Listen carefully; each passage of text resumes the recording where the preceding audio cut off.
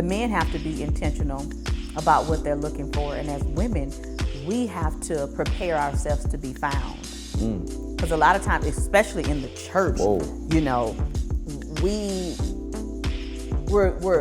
godly and we're spiritual beings, but I think we forget to balance that out with us still being human. Yeah. God didn't create us to be robots. And so as women, we have to make sure that we are looking the part to be found. I tell some of the sisters that I mentor all the time, the man of God don't want to find you with a bonnet on, sis. The man of God don't want to find you looking like you homeless. You see what I'm saying? Right. The man of God, he's already prayed specifically of what he's looking. So when you leave the house every day, you're not leaving to impress a man, but you want to look your best for you first. Because when you look your best and you feel your best, you operate at your best. Yeah.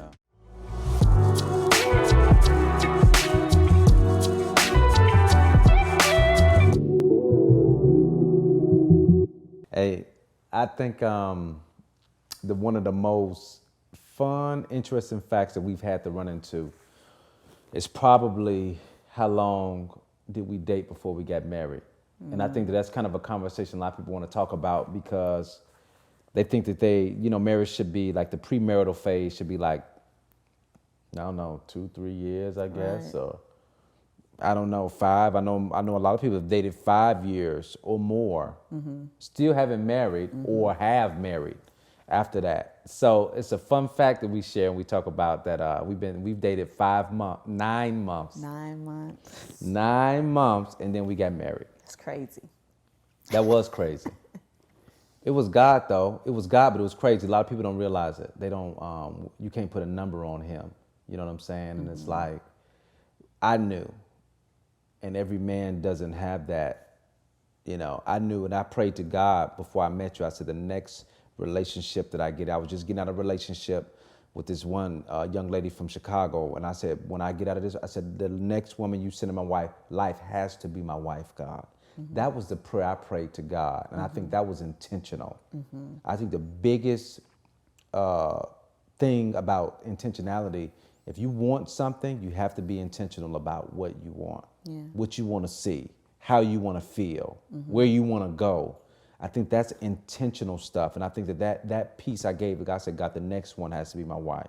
And then, hey, the next relationship I was in was with you. Yeah. And we dated like 9 months. And folk thought we was crazy. Yeah. Your parents hated me. Yeah.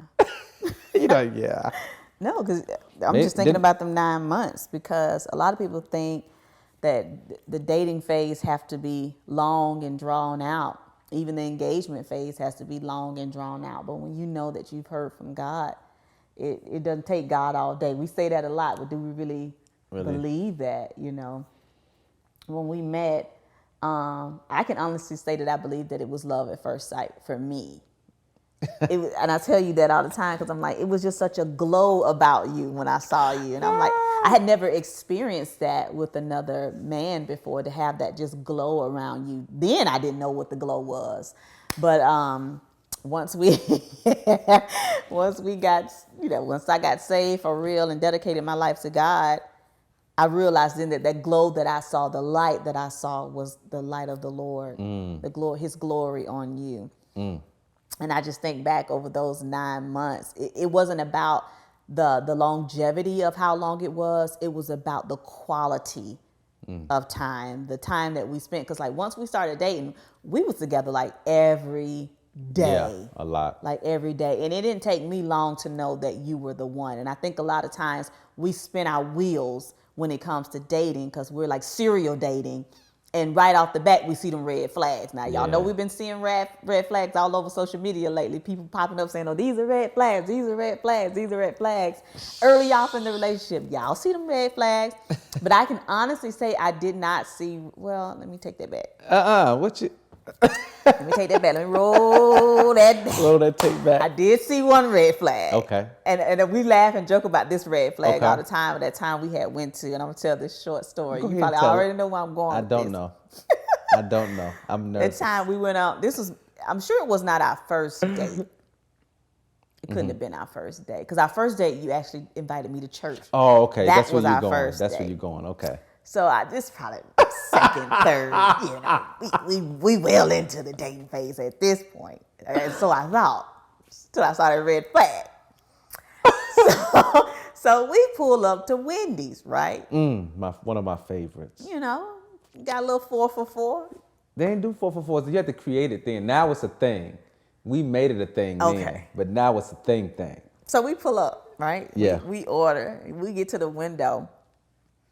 The lady looks in the car. She giving us a total. You look at me like, you got your money for your food. Excuse me? Excuse me, sir? Oh, this is Dutch tonight. Oh, we're going Dutch. I said, you got to be We're kidding Dutching me. tonight. Yes. That was a red flag for me. Ooh, I didn't know it though.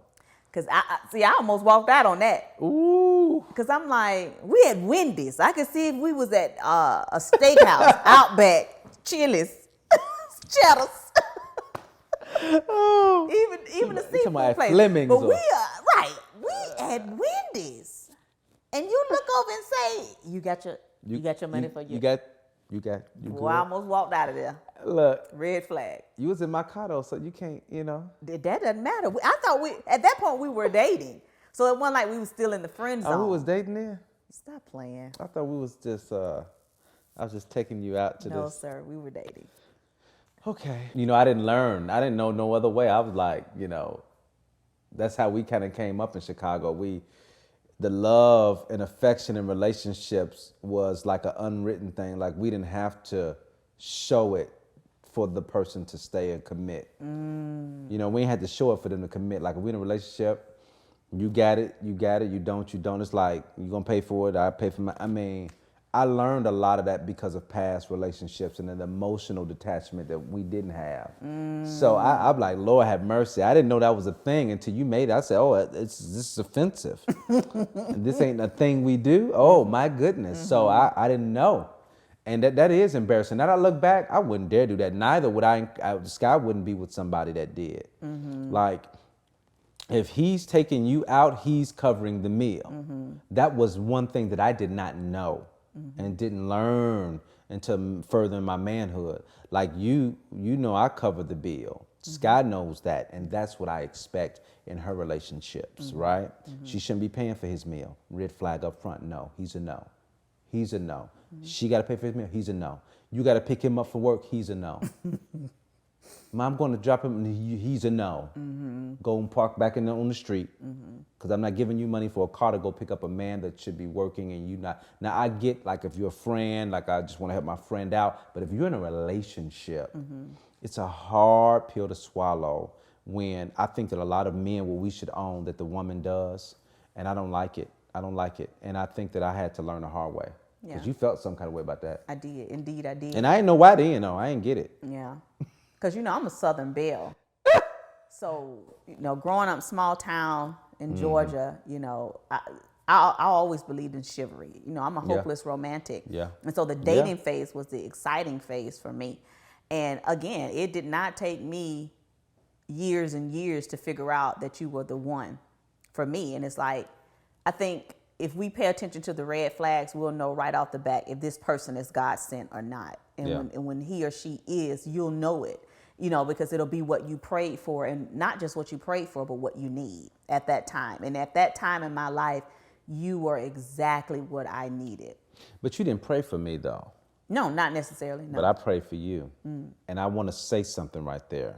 When the man owns where he wants to be in life and in relationship, you will find ourselves with structure beyond our imaginable beliefs. Like God will order a man's step because he found the man. The man was first. He gave man governing authority, management of the garden. Do what you need to do in the garden as a man. Yeah. He gave us that. So by me petitioning God, said, this is what I want. You gave me governmental rule to do this, to say this, to speak this. I want the next woman to be my wife. It was like God ordained that. Yeah. And I think that we don't take much moments as men to say, God, this is what I want in a woman. Let her be God sent. Let the body be this. Let the eyes be this. Let the attitude be this. Let the whole shape. Let her have locks, God. Let her have, Bless it. come on. We don't get specific.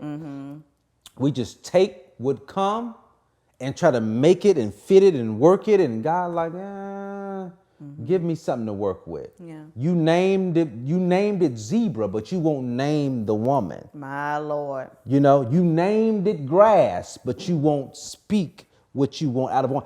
We got to go back to the origin of naming things and being intentional about the governmental rule he's given us as men. Yeah. And that's what I did with you.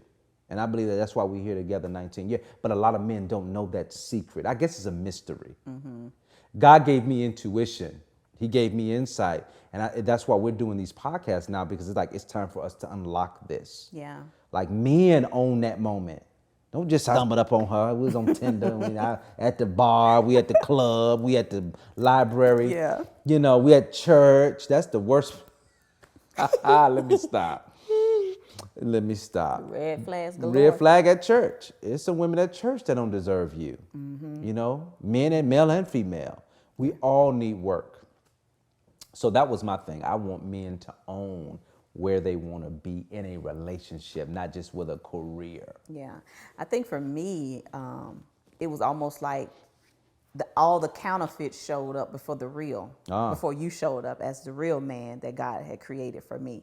Because, I was in a relationship when you and I first met when we were in the DFAC. And I was already in a relationship. And again, that was the counterfeit. That wasn't who God wanted for me. But I felt like I was settling for just to have somebody. Because, everybody wants somebody. We be honest and transparent. Everybody wants somebody to be with. Everybody wants to feel love. Everybody wants that companion.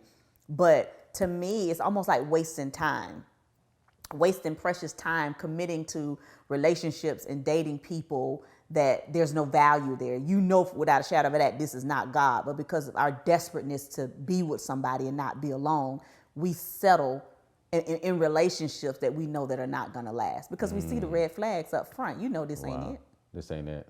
This ain't it. But I don't think that there's a limit of time that someone can date before they know that this is the one. Because, God did it for us. In 9 months. That's deep. Some people say, I got to drive the car before, what they say, what's the saying? Yeah. Before I buy it, I got to. Drive the car before you drive. I know what you're talking about. You know what I'm talking about. I can't think of the saying, Lord have mercy. You got to buy the cow before I milk it. I don't know. I don't know whatever that's why saying. Why buy the cow when you can get the milk for free? I guess that's what it is. Yes. They want to test drive before they buy, I guess. But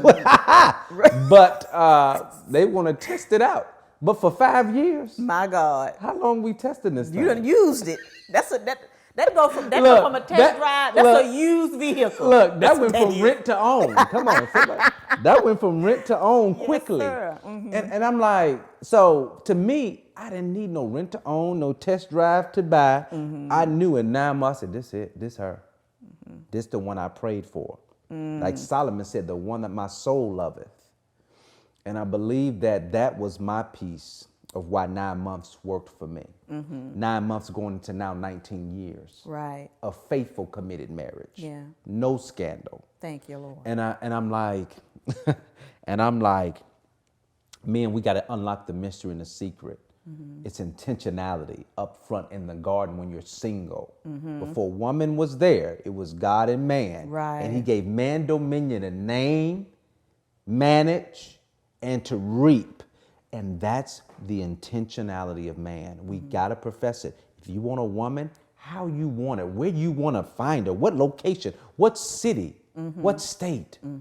You want her with education or not, babies or not, where you want to be. And I think that we get there by being intentional, walking with God. And that's what our 9 months turned into. People thought we was crazy. Oh, yeah. And I think also the men have to be intentional about what they're looking for. And as women, we have to prepare ourselves to be found. Because a lot of times, especially in the church, Whoa. you know, we're godly and we're spiritual beings, but I think we forget to balance that out with us still being human. Yeah. God didn't create us to be robots. And so as women, we have to make sure that we are looking the part to be found. I tell some of the sisters that I mentor all the time, the man of God don't want to find you with a bonnet on, sis. The man of God don't want to find you looking like you homeless. Ooh. You see what I'm saying? Right. The man of God, he's already prayed specifically of what he's looking. So when you leave the house every day, you're not leaving to impress a man, but you want to look your best for you first. Because when you look your best and you feel your best, you operate at your best. Yeah. And so I always like to tell women, present yourself to be found. Before the woman of God went before the king, she prepared herself. Yes. She bathed in the perfumes and the oils, and Yes, she prepared herself before she year. went before the king. How so much more does the women of God need to be preparing themselves to be found? Women out there saying, I want to be married. I want somebody, but we're not doing nothing to prepare ourselves. We're not being in a healthy preparation phase. And so I think that understanding the preparation phase instead of complaining about being single, you change your mindset about that and said, instead of, yes, I'm single, but I'm in the preparation phase. And preparation doesn't always mean I got to have a makeover. Preparation phase means I need some healing for what's going on in here. Because if I can get healing for what's going on in here, when the man of God finds me, I won't run him off. Wow.